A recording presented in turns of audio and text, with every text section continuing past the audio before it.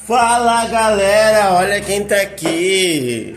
Somos nós de novo. E olha o que eu tenho hoje, um microfone.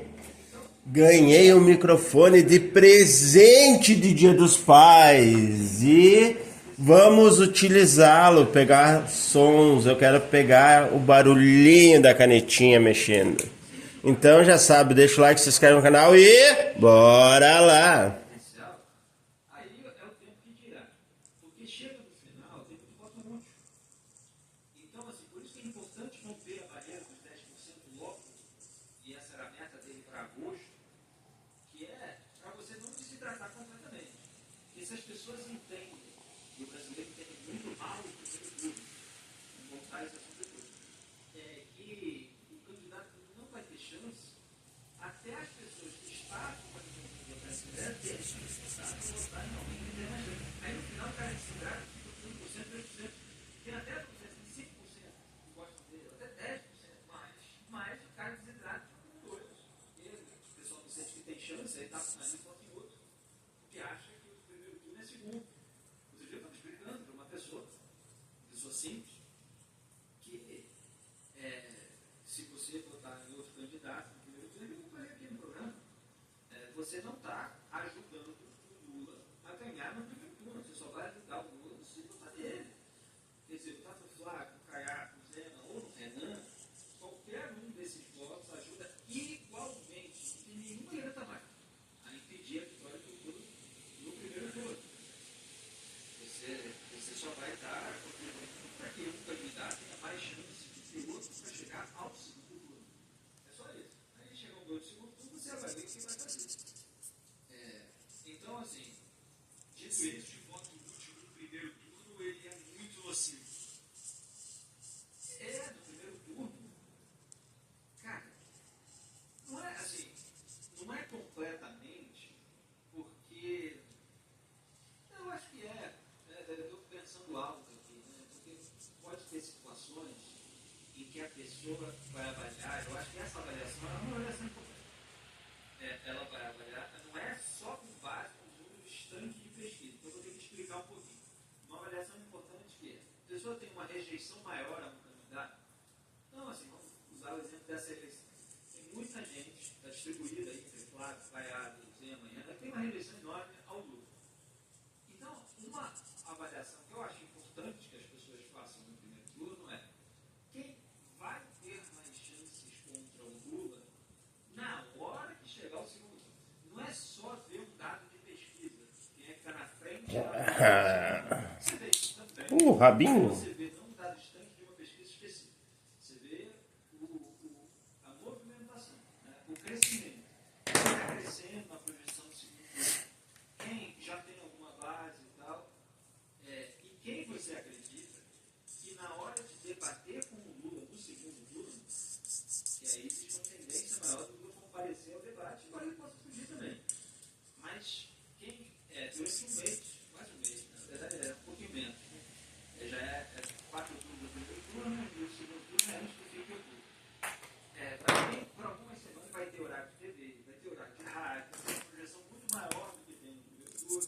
Quem é essa pessoa capaz de enfrentar o Lula, vamos dizer, com argumentos, com consistência, que não tem muitos escândalos nas costas. Então, essa é uma avaliação que precisa ser feita, levando em consideração todos esses fatores. Não simplesmente um levantamento só, resultado campanha, mas todos esses elementos. Essas pesquisas, a gente precisa, eu gosto da ideia de olhar para essas pesquisas com muita parcimônia. Essa canetinha, vocês podem ver, ela tá falhando. Mas eu gosto. Foi a única que tá falhando que eu não descartei porque eu gosto desse efeito. Dá a impressão de... Como é que pode dizer? Quase se fosse um jeans, entenderam? Aí eu gostei. Por isso que eu não me desfiz dessa canetinha ainda. Não dá a impressão tipo como se fosse um jeans. Elas têm uma intenção, mas elas não deveriam, na minha opinião, não deveriam ser as pesquisas que vão definir quem tu vota. Aí, ó. O problema não é nem a pesquisa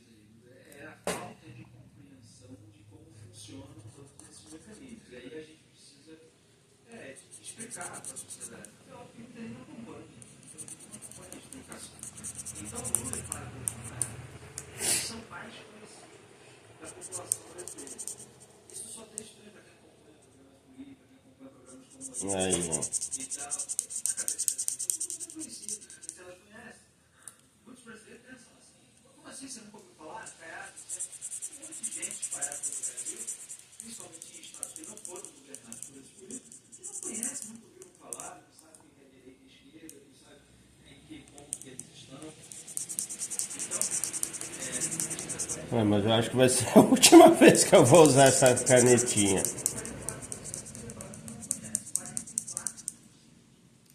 e esse é o calhar, o governador de Goiás, eleito. O que é Goiás para brasileiros que moram em outros estados do Brasil, principalmente em outras regiões que não a Centro-Oeste? As pessoas não sabem que são poucas as pessoas que visitaram, que conheceram, que sabem Então, o que acontece? Essa pessoa, ela está tendo agora na corrida eleitoral a chance de se tornar mais conhecida. E aí, as pessoas, ao conhecer, vão ter um juízo a respeito delas. Elas precisam se tornar mais conhecidas sem absorver uma rejeição. Elas vão se tornar conhecidas sendo cativantes. Basicamente é isso. O Lula e o Flávio Bolsonaro, então, eles têm pisos altos. Eles já são mais conhecidos e já engajaram uma base política. E algumas outras pessoas, que não sendo da base política, por eles serem mais conhecidos. Aí é o efeito que você mostrou. Aparecerem nas pesquisas, elas acabam escolhendo ele contra o outro. Elas acham que só eles têm força, etc. E não querem entender que existe um processo de conhecimento em que uma outra pessoa que tem um piso menor, que está com menos intenções de voto, seja no campo da esquerda, agora não tem essa eleição, seja no campo da direita, ela pode se tornar mais competitiva contra o adversário do outro campo do que aquela que tem um piso, que sai de um piso maior. Por quê? Porque aquela, no caso é o Flávio, tem uma rejeição mais alta. Então, se o Caiado, ou o Zema está ficando para trás, se o Zema também, se eles conseguirem se tornar mais conhecidos nacionalmente, menos então, no momento que as pessoas olharem, ou é o Lula ou é esse aqui, o Caiado, o Renan, elas vão ver uma figura muito menos rejeitada do que o Lula. Claro que essa figura, nas 3 semanas e pouco aí do segundo turno, não vai ter que ser muito convincente. O Caiado tem que ser muito convincente, Renan tem que ser muito convincente, vai ter que ter um desempenho bom, vai ter que ter um marketing bom, vai ter que ter uma estratégia boa. É uma confluência de fatores. Mas fato é que eles não têm a mesma rejeição que o próprio Bolsonaro tem. Não faz, quer passar para o segundo turno, tem alguma chance, pode ter que assumir do outro lado gigantesco. Mas existe uma dificuldade de a família Bolsonaro cair em voto de uma parcela, não vou dizer todos, mas uma parcela significativa de eleitores moderados, independentes, mulheres de periferia, tem determinados segmentos ali que o Bolsonaro tem muita dificuldade de crescer. E é uma dificuldade já conhecida. São pessoas que já conhecem e não gostam. Então, assim, claro que a campanha do Flávio, na hora, vai exercer ali toda uma força para tentar captar esse voto, para tentar falar, olha, mas é uma pessoa muito pior e tal.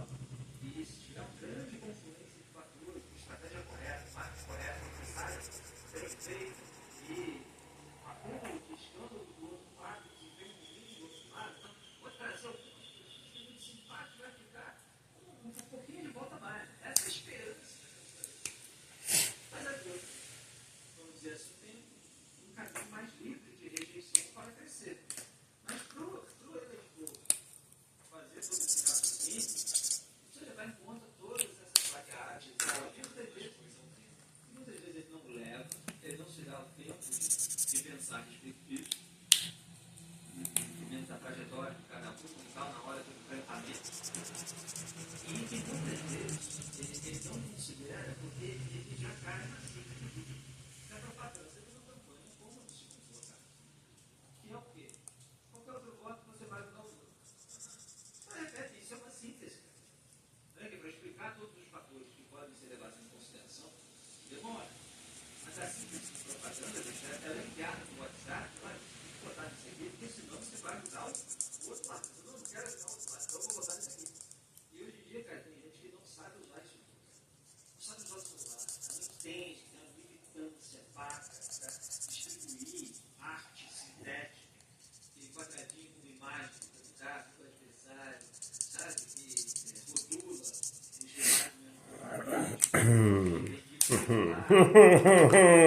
E agora vamos começar com as árvores. Não, antes eu vou pintar as pedras. Dessa bolha. E quando você passa muito tempo alinhado, fica mais difícil ainda. No caso do Caiado. Aí voltando para a sua pergunta sobre o Renan, claro que a gente precisa destacar que essa é uma pesquisa feita na internet. E a internet é onde o Renan é forte. Então sempre tem essa discussão. As pesquisas feitas na internet, elas acabam inflando os números do Renan. Claro que o grupo do Renan se defende contra esse tipo de alegação, mostra que também apareceu algo em outras pesquisas, mas tem pesquisas que mostram o Renan com 2%. Então existe uma dúvida aí sobre o que está acontecendo agora.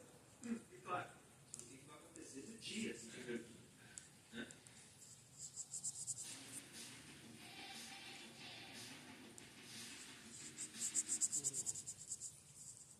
E o cabelo fino precisa testar essa marca do certo colágeno livre de L'Oréal Paris. Não sei se vocês vão amar. Onde tem mais de mochileiro, tem claro. E onde tem oferta especial de acessórios e eletrônicos, também. Com até 50% de desconto em até 21 vezes e frete grátis. Preços mais com presentes especiais é na Claro. Aproveite. Aqui tá bom. Aqui em Porto Alegre, todo mundo ama futebol. Agora imagina não receber uma mulher, porque parece só uma partida de futebol, sabe? E vamos.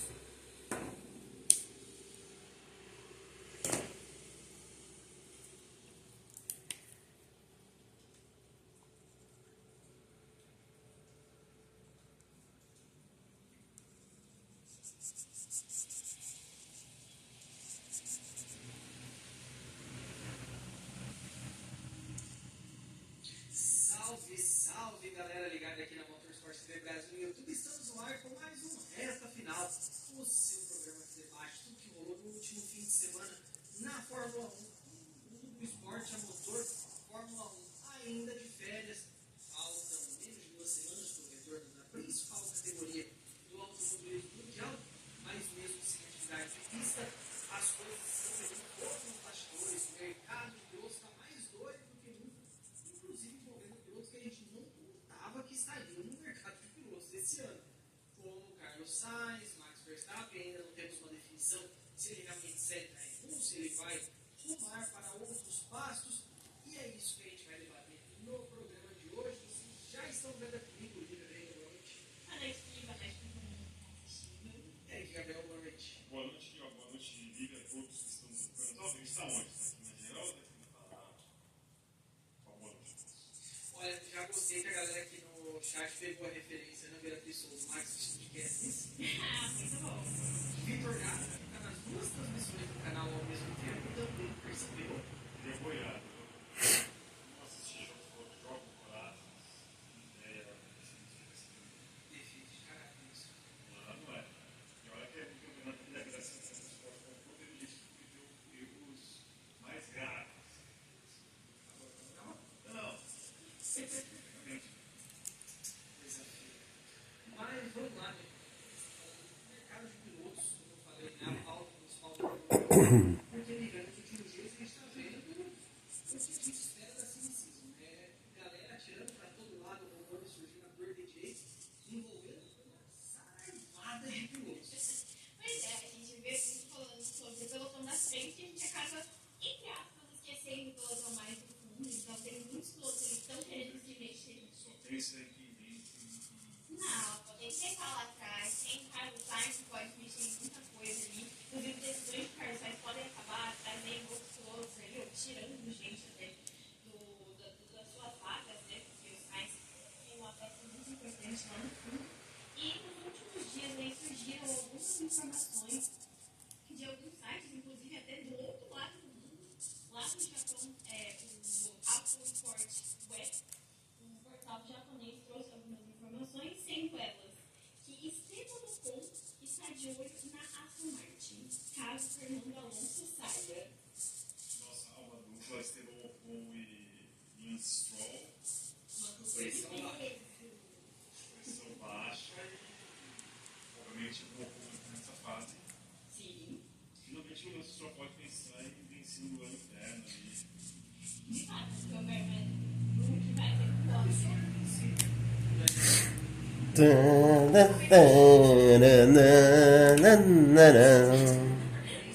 gente não tá perguntando quem, nem quando. Mas enfim, então tem aí esse rumor do Ocon, né?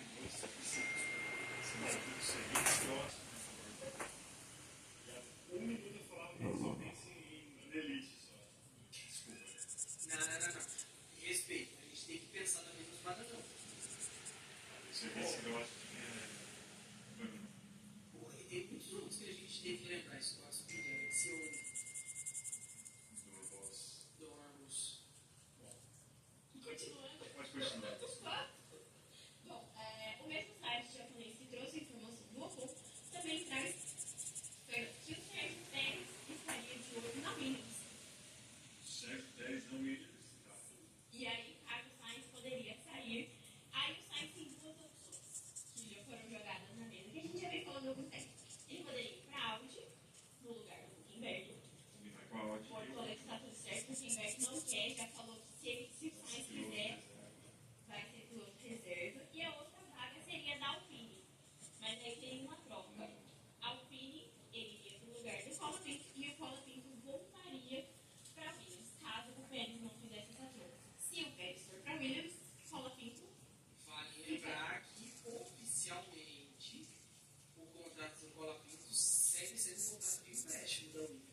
De fato, Oficialmente o Colapinto nunca deixou de ser piloto Williams. você tem um ponto. Então já facilita até essa negociação, essa possível negociação, porque o Sainz realmente está bem incomodado com a situação da Williams. Ele está bem.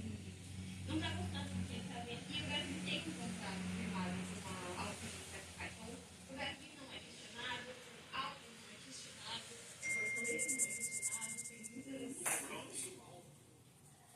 Gasly trouxe um pódio para o Williams. De fato. Podem ligar ao Williams. Sim. Mas muito esportivamente falando, faz muito mais sentido para o Williams subir o garoto. E se você quer? Acho que sim. Porque na boa, na verdade, assim, a volta do Colapinto ou a chegada do Pérez, uma grana. Sim, é exatamente o que é mencionado na matéria. O atrativo do Pérez é o dinheiro que ele traz. É o mercado, né, que ele traz, que os mexicanos eles são muito fãs de verdade. Então ele traria esse mercado muito forte para o Williams, que realmente está precisando de dinheiro, está precisando de patrocínio, está precisando melhorar aí na situação. Mas também como a gente conhece tanto o Pérez, o status dele, o pai dele, assim, muito carreta, Só atrás do pai do Pérez faz tempo, né? ele é deputado, né? Então, obviamente, ele fala linguagens políticos, mas ele vê realmente, e imagina, e acredita que realmente o filho dele um dia vai ser campeão mundial de Fórmula 1. E olha, pode estar nada aí, né? Mas vai se levantar e vai ser campeão mundial de Fórmula 1. E vai ser provavelmente uns 10 vezes mais rápido do estado. E aí, continuando, a gente tem muitos nomes. Aqui na capa, não na thumb, né? Dá pra ver que tem alguns nomes, mas o Verstappen continua sendo a chave lá na frente, né?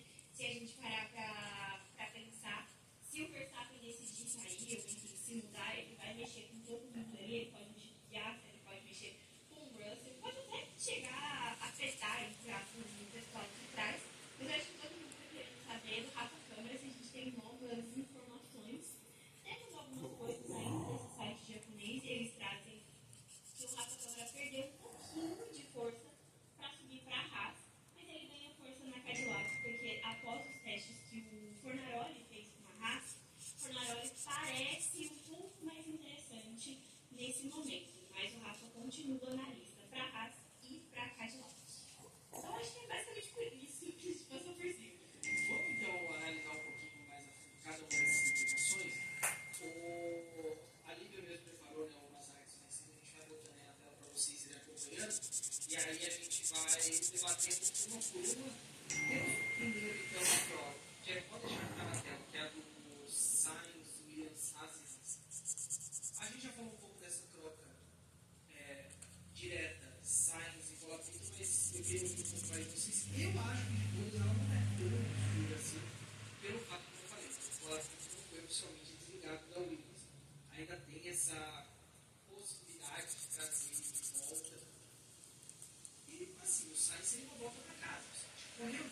sai do guarda-chuva da Red Bull para correr de Renault. Então, para ele também não seria um território completamente desconhecido. Carlos Sainz, não tem. Alpine. Sainz, pode ver, mas eles são muito Mercedes. Sim, mas a equipe ainda pertence ao grupo Renault. Ele pertence ao Renault. Eu acho que assim, o Sainz ele perde pela escolha. Isso aí eu acho que tá muito na cara que ele tem que cuidar, porque eu acho que ele vai ter mais uma Ferrari, mais que seja, que é ruim, escolha muito ruim. Ele sabe como funciona uma equipe grande, uma equipe minimamente organizada. Mas eu acho que ele está querendo criar pelo menos o status dele querendo justamente agitar, porque ele viu que a vida linda é que ele mata não vai sair com ele.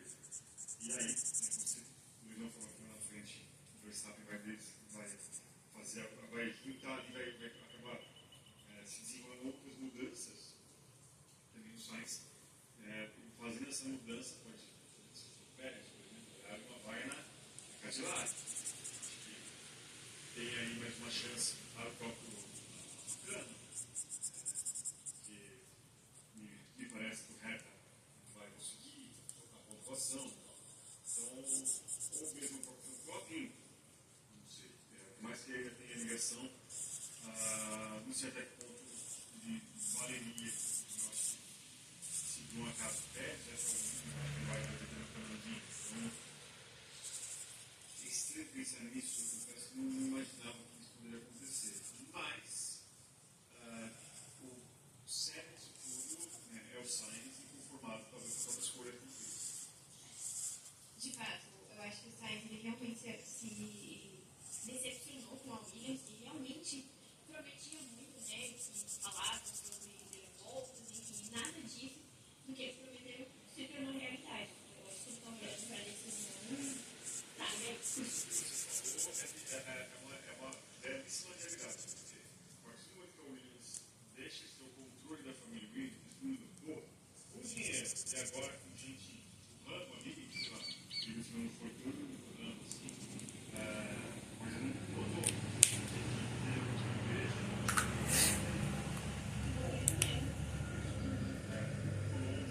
Se a tela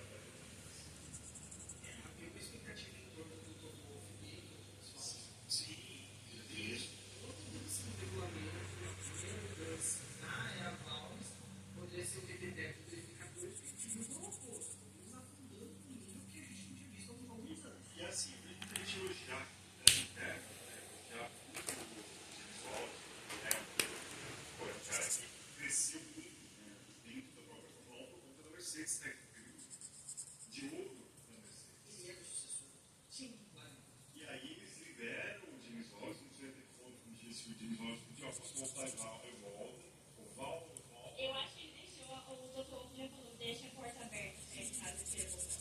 Mas vai, impressionante, porque para mim, esse início muito ruim da Williams, dessa nova era da Fórmula 1, tem ali, obviamente, a culpa de erros de planejamento que eles viram para esse ano. Está muito claro. Você tem equipes ali que você percebe que se preparou, o carro desse ano, o chassi, mudança de motor e tal, não era as mais fáceis desse mundo. Mas para mim está muito claro que o erro ali de planejamento fez com que ela chegasse chegasse com seus carros muito mais pesados, né, do que se imaginava, não pode ter participado do primeiro shakedown ali. Então, acho que nesse caso, pode pôr na culpa do James. Eu acho que não é nem só a culpa do James, eu acho que é da equipe toda, porque eles param de atualizar o carro no ano passado, no meio da temporada, falando que eles vão levar para 2026, que o foco agora é 2026, e aí chega em 2026 é a única equipe que não participa nem do primeiro. E aí, galera, o que acharam? Gostaram? Voltamos com tudo. Então já sabe, deixa o like, se inscreve no canal e até o próximo vídeo. Valeu, falou!